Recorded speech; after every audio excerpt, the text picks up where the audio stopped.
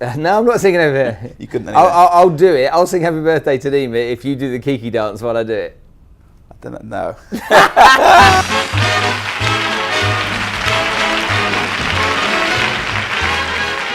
Hi, I'm Spencer Lodge. And I'm Lewis Allsopp. Welcome to The Close, a special episode inside my home. Thank you for letting me into your house. I didn't let you in. You barged in with your cameras. It's a really nice house. You haven't started it in a good tone, have you? Does it smell nice? It smells good, looks good. Explain what it smells like. It smells like chocolate croissants. Yeah, it does. And Christmas. Okay. It doesn't smell like Christmas to Christmas has a smell, doesn't it? It's like cinnamon, apple. Christmas does have a smell, yeah, you're right. That's what I tried to bring. Why would you bring Christmas? It's the middle of the year. It's Christmas every day of my life. Oh, man. So, how is business? Very, very good at the moment for us. So typically this kind of time of the year, lots of the kind of industry type people will tell you that kind of like Ramadan summer and all that kind of stuff happens and everything closes down, or sorry, everything slows down. Is that what you experience?9 That's what the conception was years ago. And I think we're the only people that didn't used to close at Ramadan. We wouldn't close with literally 9 till 6. We'd carry on through the summer. The problem with any business is that people go away in the summer, not just the clients, but also the agents go away. So your revenue is always going to take some sort of hit. But for us, let's say in the last 2 weeks, we sold so many properties. And I'm not just saying it because I'm on camera, but I would say if it wasn't selling properties anyway. We sold so many. But genuinely, like, we're going to have our best week we've ever had this week, off the back of selling expensive high-end villas in Jumeirah Golf Estates down to 4Ms in the Springs at 1.2, 1.3 million. Hold on. You said the best week you've ever had? Yeah. Ever. And we're sitting here in the middle of summer. Exactly. And that's for sales or tenancies? For revenue. Revenue. Okay. So when you break those two things down, the kind of lettings and the sales, is lettings just massively up this month? Or? Lettings always up. I mean, there's never a slow period for lettings because no matter if you need to move in July, you're not going to book your holiday for July. You need to move. Your landlord's kicking you out. So lettings is for us is a consistent business. Sales is one I like to keep my eye on because sales is more of an option, isn't it, than a need. And a need is your rent. So what I'm finding interesting, people are buying homes, but what I'm finding is we're selling some expensive houses at the moment. We've sold, I think, 4 in the last 2 days over 6 million, and that in this market is not normal. Okay. Because 5 million plus is the mortgage cap and that issue. So, yeah, we're on course anyway to do some damage, should we say, financially. When you look out there and compare yourself to the competitors in the market, I know that you'll bang on about being the biggest and the best, but just park that for a minute. When you look at other companies in the industry here in the UAE, who do you look at and think, you know what, that's not a bad little business and that's a nice group of people, or they're people I admire or respect? Look, I like FAM. I've always said it from day one. You know, I spoke to Firas the other day on the phone, who owns the company. Not everyone knows who FAM is. So FAM Properties. F-A-M. F-A-M. And the guy that owns it is called Firas. Yeah, very nice guy. I've only spoken to him a couple of times, but their business model is very different to ours. They had what's the place in Al Wasl Road, the new development that was built with the shops on. Al Wasl Road? Yeah. Oh, it's City Walk. City Walk. So they took on a lot of City Walk. And they're very much based on the Arab aspect of the clientele they work with, but their business model looks quite similar to ours. They've got a lot of staff, but they do a completely different clientele, so it's really interesting. So I like them a lot. There's other well-respected companies out there. I think the problem you've got is that there's a lot of smaller companies, so it's very difficult for me to say, they're competing. You've got other English companies in the market, but when you've got 20, 30, 40 staff, you can't really compare that to someone like FAM or ourselves that have got 150, 200 staff. But, there's some good companies, but I will predict that I do think there'll be more mergers or more closures of real estate companies in the next year. And that's because of what? Tough market. It's a tough market where we're making more money, but we're making more money because we've got more staff, more revenue, we're spending more on marketing. A lot of companies at the moment that I'm seeing, I'm speaking to Property Finder and Divisional, they're shutting down or they are decreasing their marketing. For me, there's a very, very big company in Dubai with a very, very big brand, international known brand.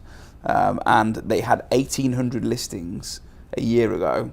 They now have capped their marketing to 300 listings as a maximum, but they're supposed to have 50 brokers. So their marketing, the minute for me someone's marketing slows down, is the first warning sign that I'd be looking at thinking something doesn't make sense here for me. So someone like them, they've been involved in mergers and acquisitions, I don't think they will be here in 12 months, maybe 18 months. When you see the amount of competition that exists in the market here right now in your industry, and you see that so many people have decided to set up a business, yet now there's so many companies that are struggling to make a profit, do you think it will make these entrepreneurial types or salespeople that were planning or thinking or maybe thinking of going alone one day in the future, do you think it will make them stop and think a little bit more now? Or do you think there's still this ego-driven or maybe commercially minded? There's always going to be someone that's got the drive to go and set their own company up, but I'll always say it, but these cushions are really comfortable. Resting my hand there. It's got cushions everywhere. Literally, if you were to come around this house, there's more cushions than there is anything else. No, pictures. Pictures and cushions. It's built on pictures and cushions. I just lost your attention there for a minute. Completely. I did it yesterday. Oh, my tie. Whatever you got, don't whatever you do, put shiny bits of paper up. We'll lose it. But there's always going to be egos that are going to want to set a company, and I get that. I was that ego to do it, but I've met a lot of good salespeople that I've looked at and think you couldn't run a company, because there's a very difference between running a company and running a business. And the reason that I think a lot of people who own smaller companies at the moment are probably thinking, oh my God, is because maybe you're in your second year. And I'll give you an example. I've just renewed my trade license for Allsopp and Allsopp. It was nearly $250,000 dirhams to renew my trade license. That isn't cheap. Running a business in Dubai, no matter what anyone says, is so expensive. You can pay your sponsor fee of 20, 30K, but then when you look at the actual costs that is involved with renewing a trade license, with municipality fees, I think I paid 55,000 dirhams of the day for an accommodation fee according to my trade license. It's just a municipality fee. So when you put all of this up just to renew my trade license, it's £50,000.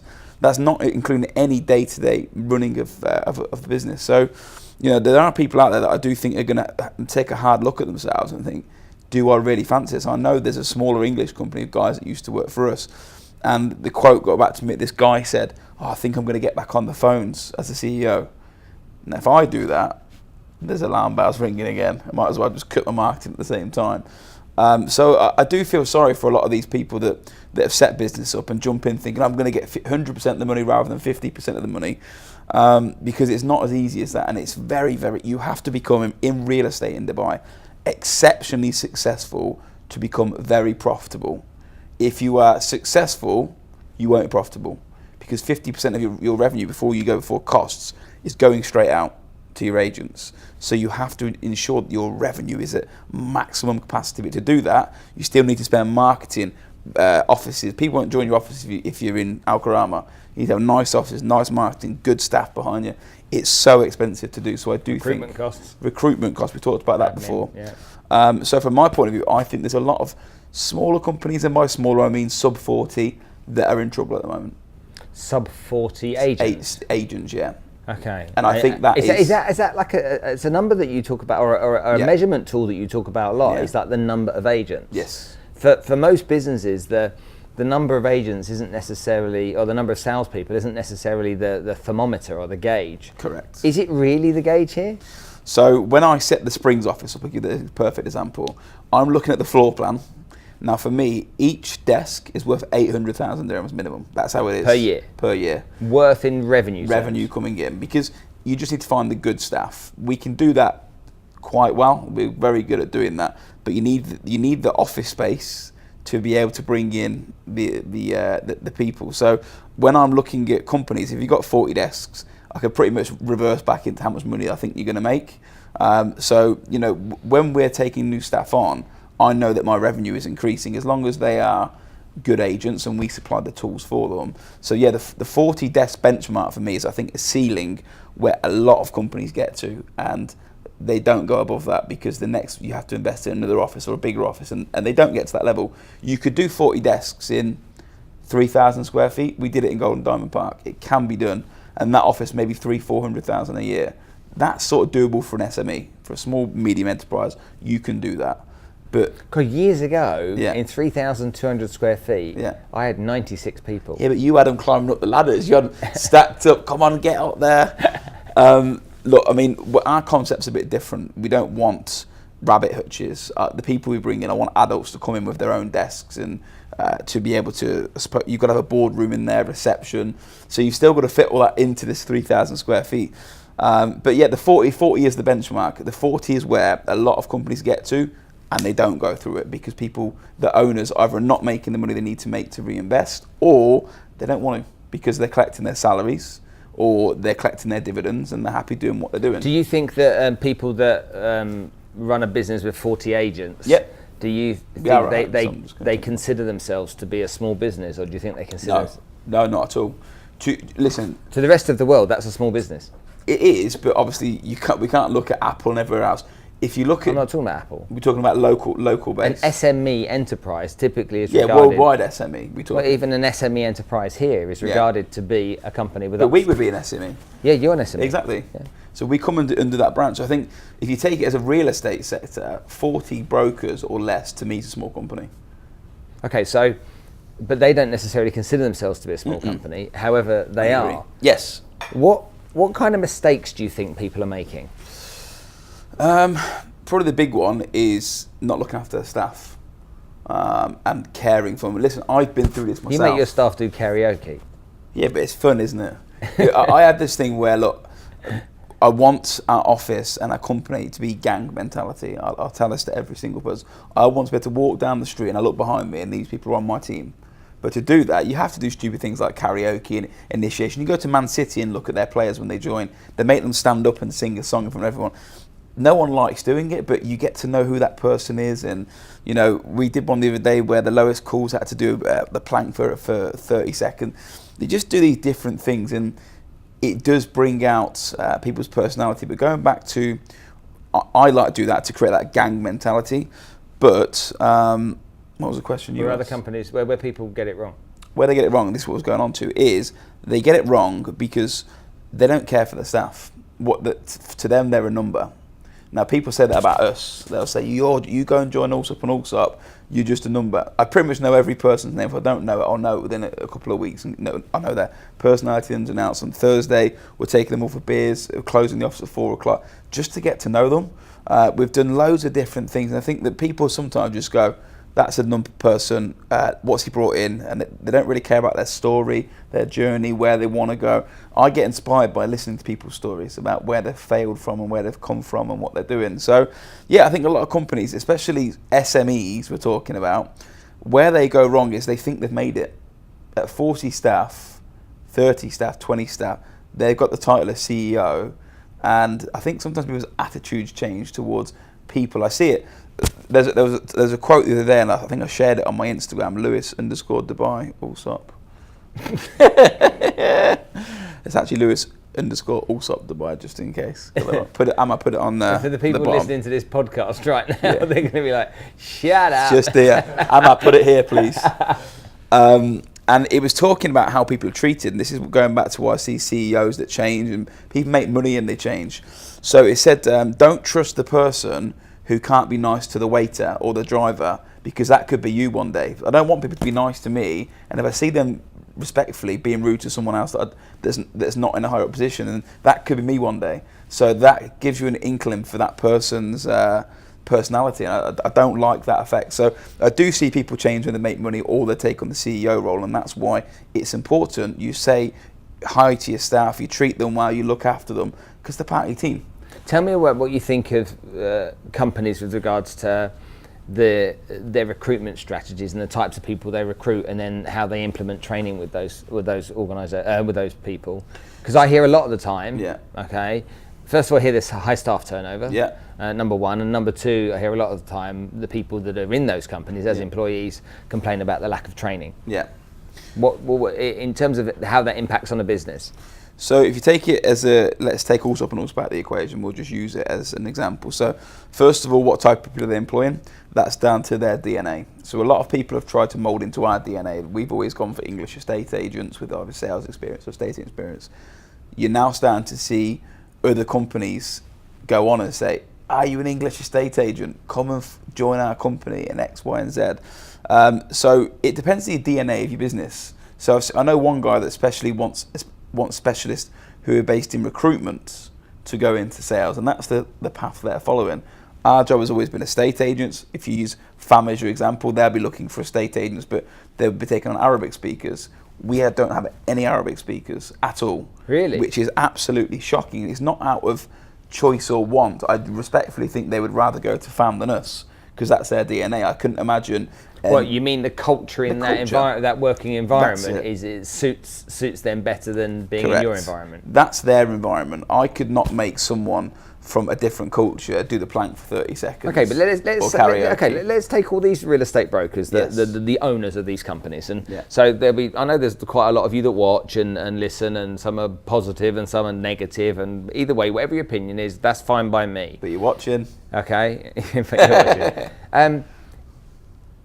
If you were to tell them, and advise them as to, developing an effective recruitment strategy. Yes. What if you would describe the perfect recruit and what they should be looking for? Now, okay, you've got culture with FAM. For example, you've got culture differences. Yes. So, okay, let's park that. You are very generic in the way you describe what you look for. Yeah. You almost say, as long as they've got a good attitude, which how do you ever really know that? I don't know. I agree. As long as they've got some direct sales experience, and if not real estate broking experience, then I'm going to want to, or my team are going to want to talk to them. Yeah. Do you think anybody's saying anything different? No, not at all. So essentially, everyone's recruiting similar people. Yes, to a degree. Yeah, 100% correct. The difference is if we want someone, we can sort of get them because of our brand and reputation over the smaller companies. But what the trick, if anyone's watching this who's obviously in real estate, then what my advice is, you're never going to get it right. I've hired hundreds and hundreds of people over 10 years. And you can meet someone that tells you they're no good. And they might be amazing, and they might tell you they're great, and they might be no good. We took a risk on someone about a year ago that we wasn't sure on if he was going to be any good or not. It was in car sales. And Carl went, yeah, look, we'll give you a go. And Carl said across the interview, he was okay, but he seemed like a nice guy. He came in, he's an absolute machine. And he's one of the best recruits we've had in the last 2 or 3 years. And there's another lad that we brought in. Yeah, but hold on a minute, Go ahead. Hold on. Everyone's got a story like that.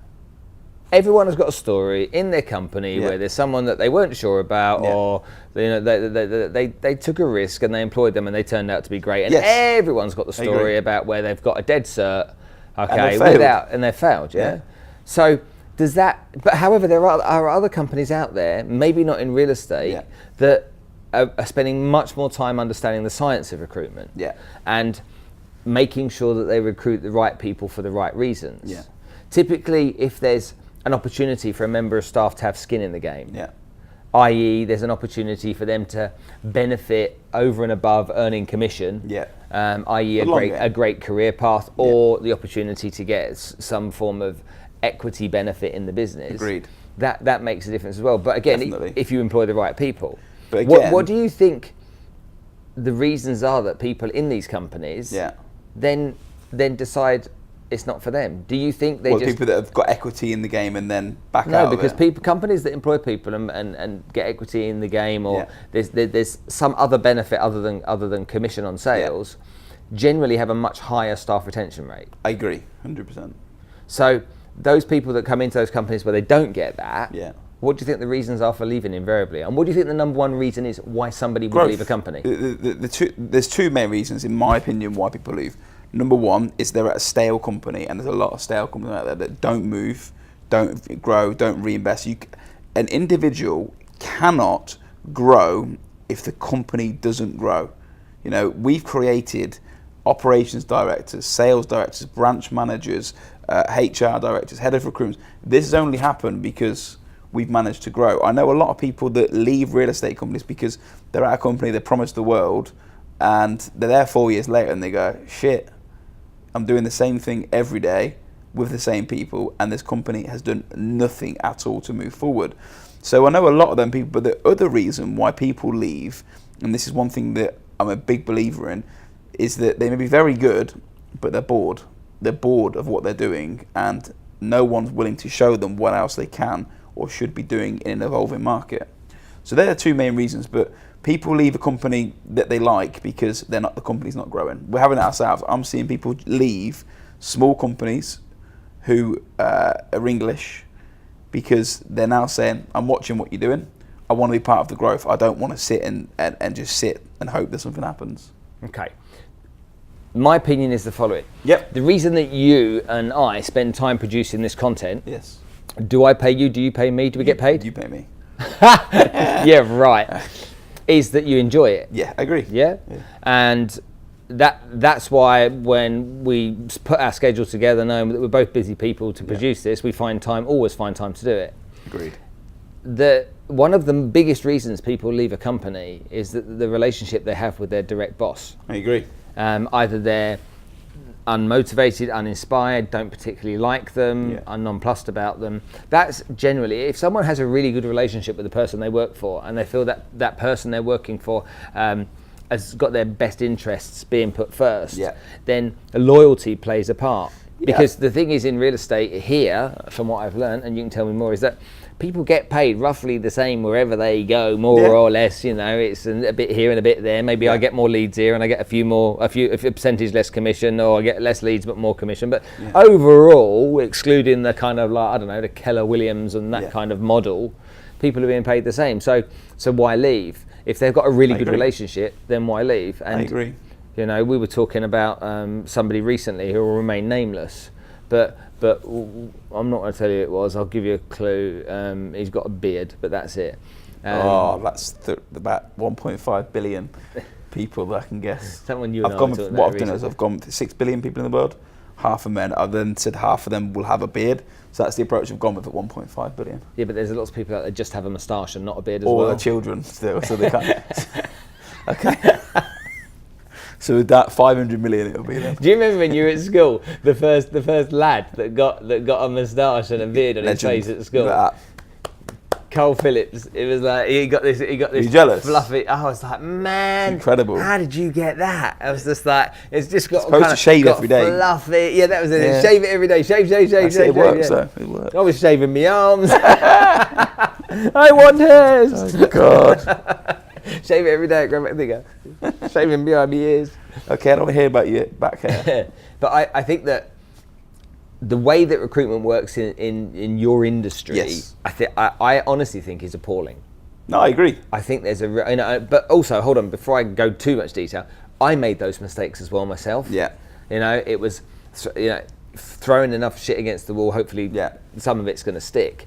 But also, the mistake is not understanding the critical cost of recruitment. It's incredible. It's the cost and the time. It's massively expensive. Yeah, I agree. To recruit people. You know, you're right about the time, but you get a lot of people, and some of you watching will be salespeople in real estate and in other jobs that are on commission only.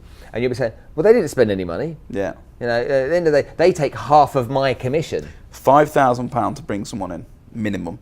Normally 6.5 if you put all the costs on top of it.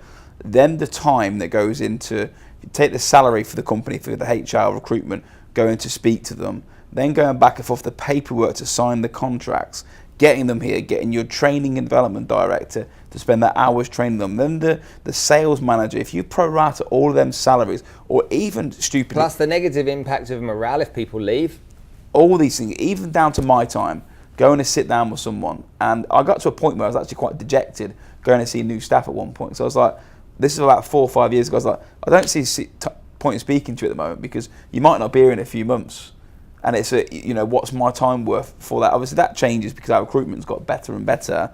But yeah, I get it. But as an employer, you're right. Agents think, oh, you don't spend any money. But we know the cost, as I said, £700,000 in 1 year I spent. I think it's easily $10,000 or $12,000. Yeah, I agree. Okay. However, you recruit 2 people and you lose one of them, you've paid that twice. So for that one person that stays, that's now $20,000. I agree. So it's massively expensive, and companies don't understand that. Also, I find that a lot of companies still, to this very day, don't get attention and how important attention is. Yeah. You know, there's been some people trolling you, and there's people that troll me and write negative stuff. And for all of you that do that, you know what? You really are wasting your time. If you've got a problem, phone me up and have a chat with me. If you want to sit and be a keyboard hero, keyboard warrior, I think they're called. Keyboard warrior. Then you really, my skin and his skin, I think, is way too thick to have. Idiot. But I think why can we never have a serious conversation? You bloody bellend. So what we find a lot of the time, because you completely put me off track there, is that people think that there's not much that a company does for them. Number one. Number two, people are employed far too easily. I agree. Okay, I find that happens an awful lot. Do you know what? Just on that, this is such a great point. I had a meeting with our recruiters because we were listening on their conversations, and what I found really interesting is that we were doing this. This goes back about 2 years ago. I had to intervene because we were speaking to someone. Let's say you were someone we were trying to recruit. We would tell you how great our company is, and then sort of hope that you would accept that you'd want to join. Sell you on the opportunity, yeah. Correct, rather than say, tell me about you. Tell me a little bit about why you're so good. Why should you take the seat? And I think a lot of companies are doing that where, look, let's be honest with each other, it's probably nicer that when it's harder to get something rather than like, if something's too easy, there's obviously a problem with it, isn't there? So, you know, we learned this. And as I said, look, I'd rather have less people who are really good. I could easily fill my office with 100 more people tomorrow, but like I said, the cost of that is incredible, and then the negative impact that comes with it and everything else. So, yeah, asking questions about the people that you interview, actually, like, even though it's 50-50, they're still coming to work for you. They're still coming to work under your brand. You've got to make sure they're the right person for you. So, yeah, asking the questions is a big thing. There's, in the UAE, there's 2,000 real estate brokerages? There's 10,000 individual people. 10,000. 2,000 something. Could you, you being in the industry for all the time you have, could you name the top or 25 companies? No. How many companies do you think you can name if I tested you right now? 15. Okay, go. Allsopp and Allsopp. Yeah. FAM, you said. Better Homes. Better Homes. FAM. Gulf Sotheby's. eSpace. PH Properties. Milo. Goldmark. Hi, Goldmark. Come on. Edwards and Towers. Yeah. Engel and Volkers. Yeah, 10. Vaxons. Never heard of them. You never heard of Vaxons? No. Yeah, but they are genuinely one. Vaxons. Ocean View are finished. They don't exist anymore. 10. You can't name any more than 10? No. Really? Swear to you. OBG? Do they exist anymore? I think they do, yeah. I think they're a good, nice company. No, I like OBG. Okay. I thought they'd dismerged again. So that you're in the industry. Now, okay, maybe you're... Lanhill, OBG with the... Yeah. Dacia. Crompton. Yeah. Lux Habitat. Yeah. 15 we're at. Yeah. Yeah, I could name some more. So, Hunt and Harris, of course. The wonderful Wendy that's been so kind to you over the years. Yeah. It was Nima's birthday the other day, so happy birthday, Nima. I know I was saying you happy birthday on the phone, but anyway. Do it again. No, I'm not singing over here. You couldn't anyway. I'll do it. I'll sing happy birthday to Nima if you do the Kiki dance while I do it. I don't know. So you being in the industry, as many years as you have, with that many companies, you could barely put together 10 or 11 that you could think about off the top of your head. Correct. Does that not tell you that people are not trying to trade attention? Yeah, I agree, but I don't think people know how to. Let's be honest about it. Since I started doing video content, my attention's gone through the roof from what you've done for me. You know, since you put me on camera, I'm now learning about how to get attention on myself. But off the back of that, the biggest developers are contacting me. Agents are I'm not doing anything. They're coming to me. And my personal brand and company brand has gone through the roof. But I know how to do that now. I think a lot of people, I was no different to anyone else 6 months ago before we started speaking. What's that worth to you? Millions. Of course. Every person, look how smug he is. Every person that you take into account, if you want to make millions, sign up for Sell It Like Spencer. So that's worth millions. Well, genuinely, because I want to talk about those companies as well. That's worth millions to you. So look, it's worth millions to me, but let's just cut the bullshit. The reason that it's so good is me and you get on very well, and so I get on with everyone. No, we have a synergy. Come on, let's just say it how it is. Stop bigging yourself up. We have a synergy. But I have a synergy with... No, I'm on about outside of people that you're working with now. What I'm trying to say is that I can go on camera and I think that people will listen to what I'm saying. Not many people have personalities like you or me. We're very weird and eccentric. So maybe that's not the angle. So I'm now weird and eccentric. Like me. You were very much like me. You scratch your nose a lot. Someone said it on Thingy the other day. But that may be not the angle to go down for them. But there's a lot of people that will suit this. There's a lot of people. But it's not for everyone. But that doesn't mean that's the only way to go down. But going down to the millions that this is worth to me, where's it worth the millions? Recruitment. The amount of people that are coming to me because of they're listening to what my story, my feedback, my knowledge. So does everyone have my knowledge? No, they don't. Do they have my experience? No, they don't. Maybe they have a different story to tell that people will be interested in, whether it's a different industry or real estate. So me coming on camera and speaking, look, when I first did it, I was nervous the first time we did it with you on the live camera, when you're going, you're all right, mate, how you doing? Cameras in front of you. So, but I know now that it's where the world is going, and I want people to know a little about me. You know, people's perceptions about me are very different now. They're correct. Yeah, he is a knobhead. But you know, people only know the logo. Yeah. Now they can relate a little bit to me as a person. So yeah, working with you and your company has definitely increased our value. Definitely. You're very welcome. Thank you. Okay. I got a bottle of wine. You're happy, aren't you? Yeah, that's what you've given me. There you go. A bottle of wine. That is a very kind gesture, by the way. Wedding wine, by the way. Wedding wine. Yeah, it's a very kind gesture. I really appreciate it. And I blessed it as well before. So if before we wrap this up, then let's just quickly talk about this. Yeah. They're not trading attention. They don't know how to. Yeah. You didn't know how to, and it was almost like I forced it upon you to do it. You did force it upon me.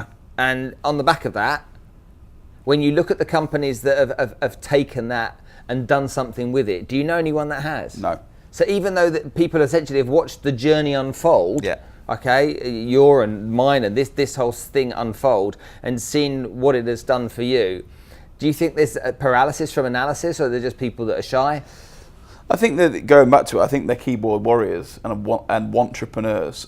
Listen, when Want-entrepreneurs. they want, but not willing to do anything about it. They know what it's doing for me, but they're not willing to do it themselves. Whether it's fear of copying, which I've talked about before, which is do it. Don't worry about my thought process. Hold on, though. With the copying thing, you made it's the not point. Me. Okay, I don't own content. No, absolutely. But with the whole thing about copying, because you've mentioned it before, if somebody has got a really good idea, take it. Model it, yeah. I mean, Tony Robbins calls it modelling, but listen, yeah. I'm not against any of that. My last conversation we had about it, and I put it on Facebook, is you don't need to react to what we're doing. If they've got a great idea, and let's say they want to talk about the areas in Dubai, go and do it. Why wouldn't you? But the problem is that between these companies, I have time to do this. I can sit down with you and no one's pestering me where I am, and I've got managers running my company. These SMEs we talk about, a lot of people are still fee earning, and they're still trying to run a business as an agent. I know other English companies where their managers and owners or directors are still selling. I haven't sold a property in 10 years. Yeah, okay, but that, to me, that's not the big thing, because you take anybody that, you know, Gary Vaynerchuk still produces content every day, and he's got a $900 million business. Yeah, but he doesn't sit there on the phone and sell his content. He's got a company that does that for no, that's but when he was building Wine Library, that's exactly what he was doing, you know. And so I don't think that that's a problem. I think that's just a problem of people managing their time. Yeah. And rather avoid doing something with it. Yeah. I mean, people spend fortunes on these property portals, don't they? Too much. Like massive amounts of money, whether it's the Bayut, the Property Finder, the Debizzle, there's another one. There's Zoom. There's Zoom? It's something like that. It's mind-blowing how many there are. And people are spending money to get leads, yet they could save that money and invest a bit of time, and they could generate leads. And again, finding the right candidates to work. If recruitment costs so much money, how do you find the right candidates? Well, you've got a better chance of doing it just than sticking an advert, in Reed or Monster. My LinkedIn is inundated at the moment with people saying, I've been watching your videos and putting it on, can I have a job? Inundated. The only thing that I'll say about content creation is that anyone that is in real estate is that for me it's not generating me leads that I can see. To make sales. Yeah. So if you're going to do something like this, you do it to improve your brand awareness and your recognition and a little bit about your business, rather than saying, oh, I'm going to cut Property Finder today and I'm going to try and get leads off it, because it's not working for me yet. But I can guarantee you that if I start to do content based on lead generation, it'd be a different conversation we'd be having. I got on a plane. Okay, I obviously arrived this morning from London, but I flew to London the other night. Yeah. I got on the plane, sat down, and as I was sitting there just looking at my phone, this guy says, "Spencer, how are you?" And I look up, and I don't know him. I don't recognise him. No. And I'm like, I recognise the face, but I didn't know who. He goes, "Oh man, I watch all your stuff. Can I have a selfie?" Can I tell you the trick to this? What you do, if this is a great tip for anyone watching, if you meet people and you don't know who they are, or you forget them, because I've got the worst memory, and you with, let's say I'm with Georgia, and you're Spencer, I don't know who you are, I'll be like, "Oh, hey, this is Georgia." And then he'll go, "Hi, I'm Spencer." I go, bang, I'm in. "Spencer, how you doing? You okay?" Bang, every time. If I do that to you, you know that I don't know who you are. I'm glad you haven't done that. Hey, good chatting. Yes, definitely. Okay. Thanks for coming to my home. And maybe we can get a chance to go and have a little bit of a look at how life is for you on a day-to-day basis, rather than sitting around your house drinking coffee, eating chocolate. This is my day-to-day life. You got nowhere to go today. You're just glad I came, aren't you? Well, how's the office going? All right. Yeah, all right. I'm on my sofa. Whatever you do today, get out and make sure you do what this guy does, and to make sure you focus on making it happen. We'll see you soon. I hope you enjoyed the show. Bye.